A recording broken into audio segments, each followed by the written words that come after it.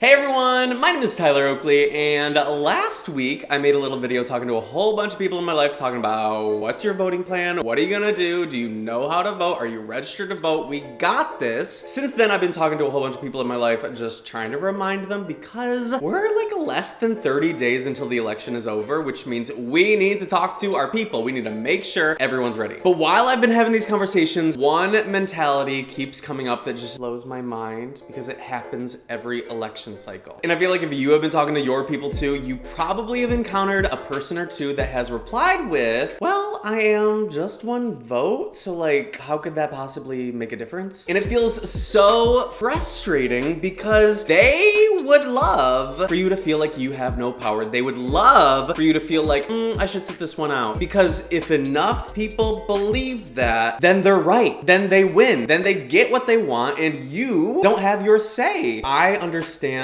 the system is fucked. Like whether it's disenfranchisement of voters or taking away the right to vote or gerrymandering in different states or closing down polling places so less people can actually vote. And even something like the president casting a shadow of doubt on the election itself, that is voter suppression. That makes people not think that their vote matters. But right now, to fix those things, we have to elect the people that are going to do that. So if you sit by on the sideline and you're like, oh, the system's messed up, well, it's never gonna get fixed. Well, it's never gonna get fixed if you don't participate and make sure somebody's in power to fix it. Does that make sense? So there you are, sitting there thinking, okay, that's cool, I get to choose all these people, but rarely is my vote gonna actually matter. You are wrong. There are so many times when a handful of voters, or even sometimes just like one person showing up and casting their ballot, changed the course of history. And I'm not talking about like some obscure election back in the day, 1800s, no. I am talking like the last presidential election. Here are some examples. In 2016, a Vermont state Senate Democratic primary was decided by one vote out of 7,400. In 2016, a Vermont state House of Representatives seat was decided by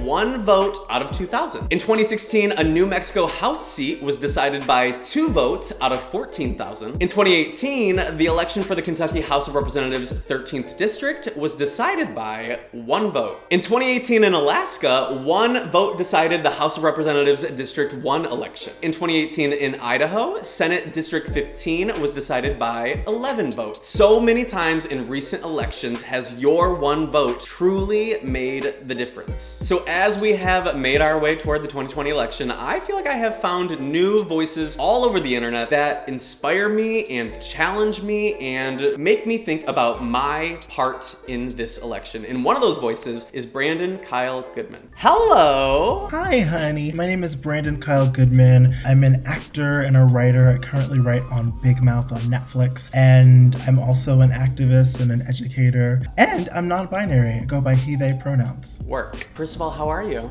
You know, one day at a time.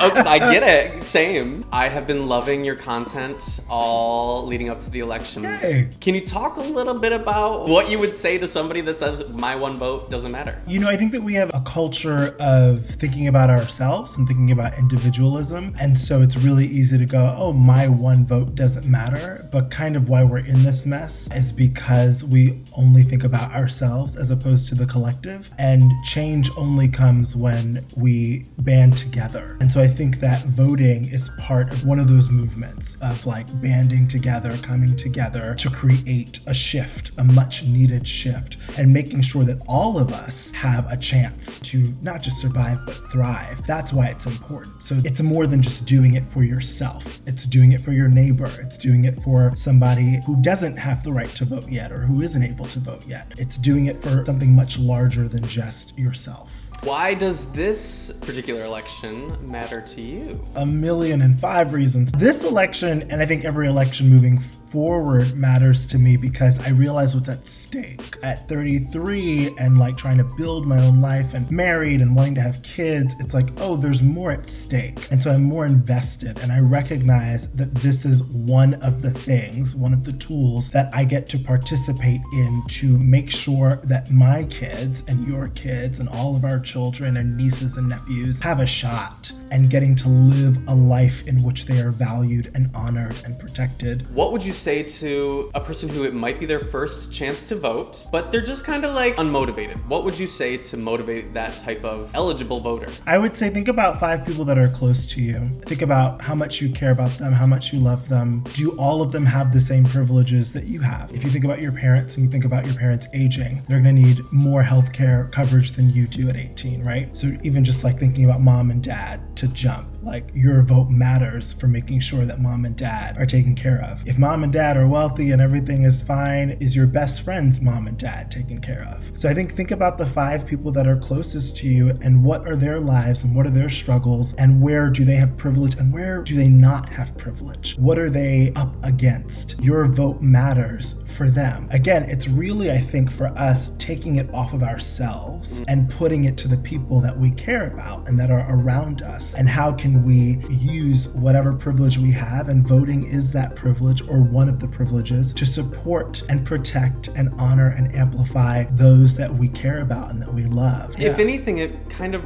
is a reminder to each of us, like, yeah, it's great. It's a great way to think about your own future, but it's also like a gift to so many people you love, in a way to show them, like, I don't just care about you day to day, I care about your future. I care about what you're going to be able to do and what we can do together, hopefully down the line. And what are people going to lose, right? Like if you're 18 and you're cis, het, but you have a gay friend and Trump gets in office, what is your gay friend or your queer friend or your trans friend gonna lose if that happens? That's why you vote. And that's just one example, but you gotta just start thinking outside of yourselves, even at 18. And again, think about the community and what's at stake for more than just you. Another really frustrating thing that I feel like I've encountered is people being like, I'm not passionate about Biden and Trump's probably gonna win anyway, so like, why should I even get involved? When you go to vote, you are voting for so much more than one person for president. Whoever does get elected for president is picking an entire cabinet of people that are gonna be running the country. It's not just some guy in the White House that's gonna be the face of America. He is choosing to appoint people in charge of education, people in charge of infrastructure, people in charge of everything that has to do with how you live every single day of your life. So if you are one of the people that's like, I'm not really political, it's not really gonna affect me either way, even if you are the most privileged person and you truly don't think you will be hurt by whoever is in office, the decisions made by the people elected will affect you. And while so much of the election coverage is about like Biden versus Trump, there is so much more on the ballot, whether it's who represents you in Congress, which are the people that make the laws, ballot measures that are gonna affect how you live your everyday life, judges in your community that are gonna be judging the people that you care about. You'll be voting for your mayor or your city council or your school board members. All of these people, you get a chance to pick them. You are deciding who is gonna be paid by your tax dollars. Don't you want a choice in that? So the more localized you get with the election, the more power your vote has because it's up against less people. How do you suggest going about talking to people that might be on the other side of the fence? This is challenging because I think that as a culture, we don't value communication. And this is what that really is. That's really flexing your communication muscles. One, it's gonna be more than one conversation. I would be hard pressed to believe that you could change a Trump voter or a Biden voter in one conversation, right? It's gonna be multiple conversations and thoughtful questions. It's called conflict management, right? So being able to understand when the person you're speaking to is getting defensive and being able to work on reframing that conversation. And sometimes it's just like, let me posit this. What do you care about, honey?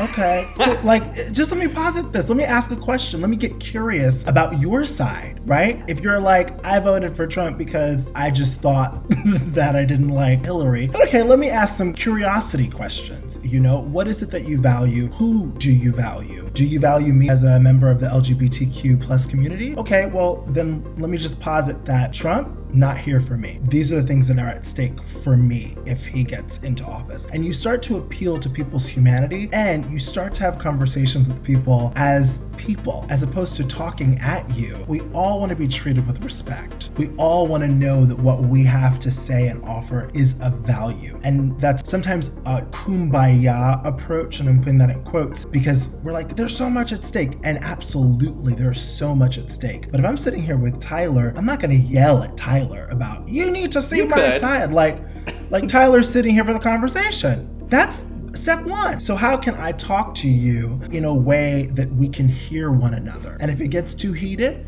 we breathe and take a beat. We'll try again tomorrow, or whatever it is. But I think there just has to be a little more space for grace in these challenging conversations. At this point in the election, after 4 years of Trump and seeing everything he's about, I have a hard time thinking like my main goal should be telling Trump supporters to come on over to the good side. I instead feel like there are 94 million people that did not vote, that were eligible to vote in the last election. These people are our friends, our family members, they go to your church, they are your coworkers. They just need a little push. They need to realize that they do have power, that their one vote matters. And I feel like it's our job to reach out to those people and tell them that your one voice could be the reason they want to show up to a poll. So with all of that said, I have a challenge for you. Okay, so I feel like we've probably registered to vote by now. I know we've talked about that in previous videos, but now it's time to really get down to your contacts list and call or text 5 people or more, but 5 people that you think,